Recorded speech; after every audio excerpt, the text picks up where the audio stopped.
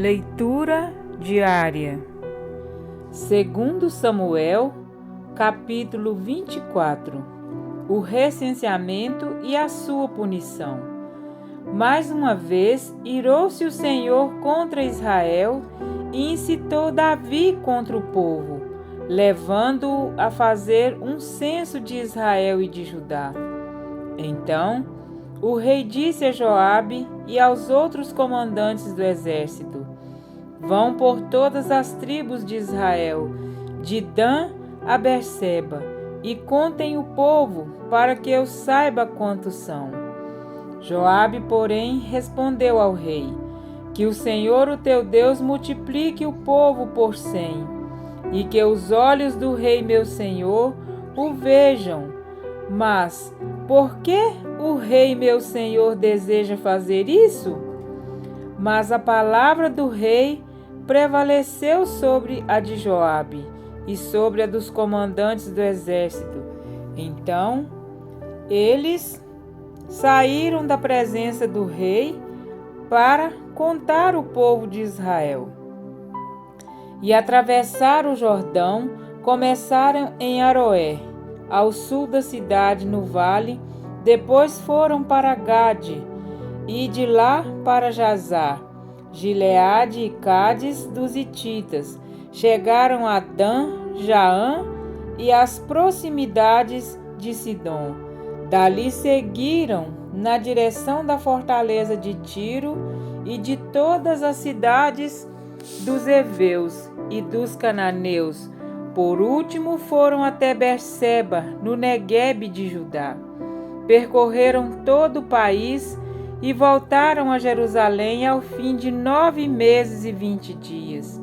Então Joabe apresentou ao rei o relatório do recenseamento do povo. Havia em Israel 800.000 homens habilitados para o serviço militar, e em Judá 500.000. Depois de contar o povo, Davi sentiu remorso e disse ao Senhor: Pequei gravemente com o que fiz. Agora, Senhor, eu imploro que me perdoes o pecado do teu servo, porque cometi uma grande loucura. Levantando-se Davi pela manhã, o Senhor já tinha falado a Gade, o vidente dele: Vá dizer a Davi: Assim diz o Senhor, estou lhe dando 3 opções de punição. Escolha uma delas e eu executarei contra você. Então, Gade foi a Davi e lhe perguntou: O que você prefere? 3 anos de fome em sua terra, 3 meses fugindo de seus adversários, que o perseguirão, ou 3 dias de praga em sua terra? Pense bem e diga-me o que deverei responder àquele que me enviou. Davi respondeu: É grande a minha angústia. Prefiro cair nas mãos do Senhor, pois grande é a sua misericórdia, a cair nas mãos dos homens. Então o Senhor enviou uma praga sobre Israel desde aquela manhã até a hora que tinha determinado. E morreram 70.000 homens do povo, de Dan a Berseba. Quando o anjo estendeu a mão para destruir Jerusalém, o Senhor arrependeu-se de trazer essa catástrofe e disse ao anjo destruidor: Pare, já basta. Naquele momento, o anjo do Senhor estava perto da eira de Araúna, o Jebuseu. Ao ver o anjo que estava matando o povo, disse Davi ao Senhor: Fui eu que pequei e cometi iniquidade. Estes não passam de ovelhas. O que eles fizeram? Que o teu castigo caia sobre mim e sobre a minha família. Davi constrói um altar. Naquele mesmo dia, Gade foi dizer a Davi: Vá e edifique um altar ao Senhor na eira de Araúna, o Jebuseu. Davi foi para lá em obediência à ordem que Gade tinha dado em nome do Senhor. Quando Araúna viu o rei e seus soldados vindo ao encontro dele, saiu e prostrou-se perante o rei, rosto em terra, e disse: Por que o meu senhor, o rei, veio a seu servo?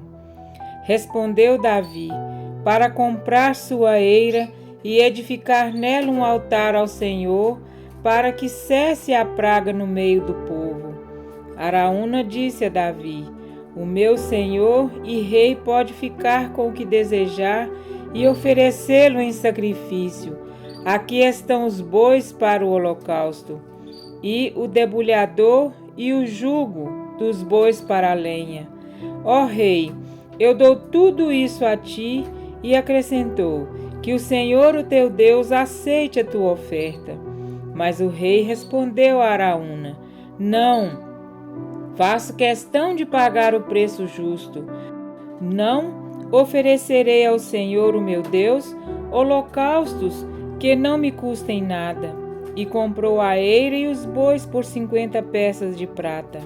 Davi edificou ali um altar ao Senhor e ofereceu holocaustos e sacrifícios de comunhão.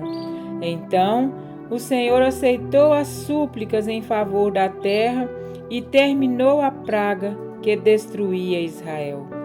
Amém?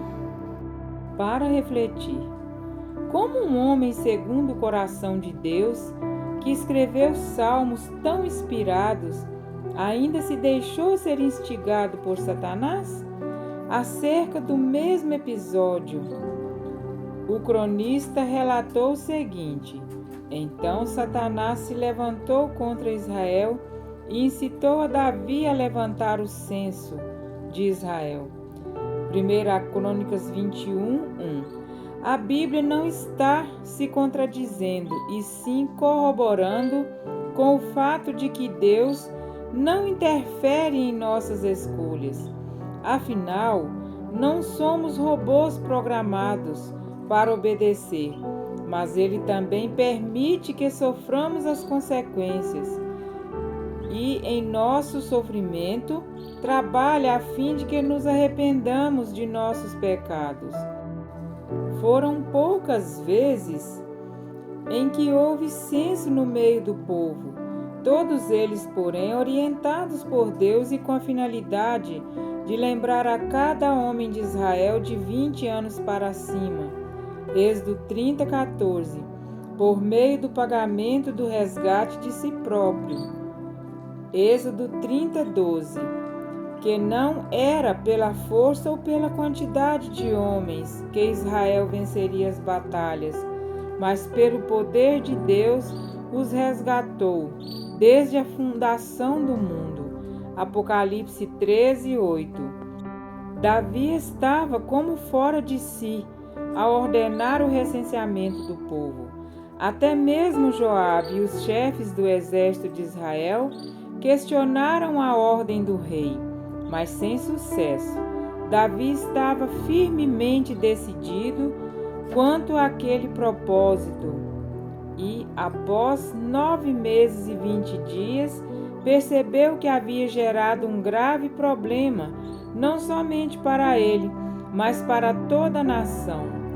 Triste tornou-se o censo da morte dos filhos de Israel. Não mais a contagem de vivos, mas de mortos. Israel também estava andando na contramão de Deus. Licenciosidade, idolatria e apostasia contaminavam o arraial dos filhos de Israel. Ao deixar nas mãos do Senhor a escolha quanto ao mal que sobreviria ao povo, Davi reconheceu que mesmo a repreensão e a ira divina são envolvidas por sua misericórdia e bondade, o que ficou bem evidente quando o Senhor, antes do tempo determinado, ordenou ao anjo: basta, retira a mão. Ao ver o anjo que feriu o povo, Davi orou ao Senhor em favor de Israel. Com olhos de terno pastor, clamou: Eu é que pequei, eu é que procedi perversamente. porém estas ovelhas nada fizeram. Contudo, apesar de sua responsabilidade como líder de Israel, a ordem do Senhor, dada por seu profeta, ecoava a seguinte verdade: sobe, Davi, pois há um lugar mais alto do que o teu. E Davi fez como deveria ter feito desde o princípio, fez tudo como o Senhor lhe havia ordenado. Quantos sofrimentos poderia ser evitado se sempre dessemos ouvidos à palavra de Deus? Ali naquela eira, Davi apresentou holocaustos e ofertas pacíficas, mas jamais ofereceu ao Senhor holocaustos que não lhe custassem nada. Os holocaustos eram símbolo da justiça do Cordeiro de Deus. Já o preço pago representava o arrependimento genuíno de Deus e seu amor e profunda gratidão pelo Senhor que o perdoou. É fácil para nós lermos todas essas histórias e apontarmos todos os erros como se jamais fôssemos capazes de cometê-los. Muitas vezes temos imitado, mesmo que não de forma proposital, a atitude de fariseu. Ó Deus, graças te dou, porque não sou como os demais homens. Lucas 18:11. Quando estamos em um conflito, onde qualquer desatenção de nossa parte pode incorrer em darmos ouvidos às ordens do adversário. O diferencial na vida de Jesus é que ele perseverou na palavra e na oração.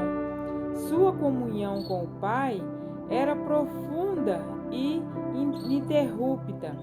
Até o Getsêmani, a luta de Satanás era para que Jesus cedesse às suas sugestões. Mas ao perceber a firme decisão de Cristo de salvar a humanidade, concentrou-se em tornar o mais humilhante e doloroso possível os seus últimos instantes. Mesmo Pedro, que andou 3 anos e meio lado a lado com Jesus, ludibriado por Satanás, teve que ouvir de seu amado mestre a dura repreensão: arreda, Satanás, tu és para mim pedra de tropeço, porque não cogitas das coisas de Deus, e sim das dos homens. Mateus 16:23. Mas após sua genuína conversão, Pedro e os demais apóstolos, cheios do Espírito, depois de uma severa sessão de açoites, se retiraram do sinédrio, regozijando-se por terem sido considerados dignos de sofrer afrontas por esse nome. Atos 5:41. Ou seja, quando Satanás percebe que não pode ser ouvido, ele torna a vida do cristão o mais difícil possível.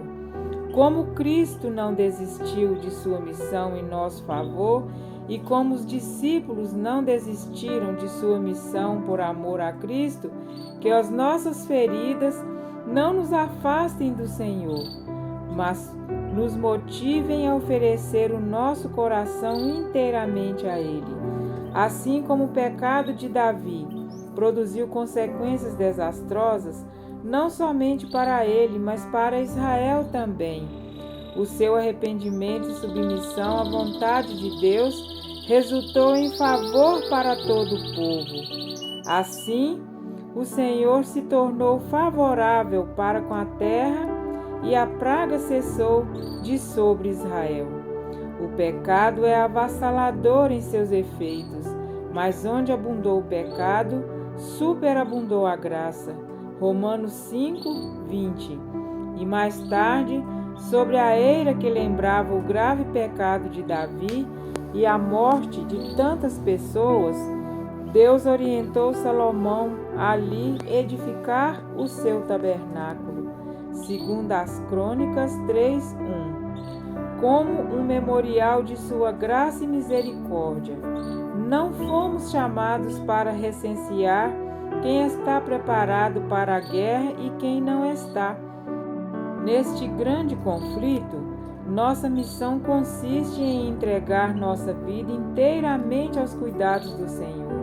É somente quando isso acontece que somos habilitados pelo Espírito a agir em favor de nossos pequeninos irmãos. Tão perto como estamos do nosso resgate final, vigiemos e oremos, a fim de não darmos ouvidos às sugestões do inimigo, mas olhando para o alto, oferecermos todos os dias o nosso coração como sacrifício de amor no altar do Senhor. Amém?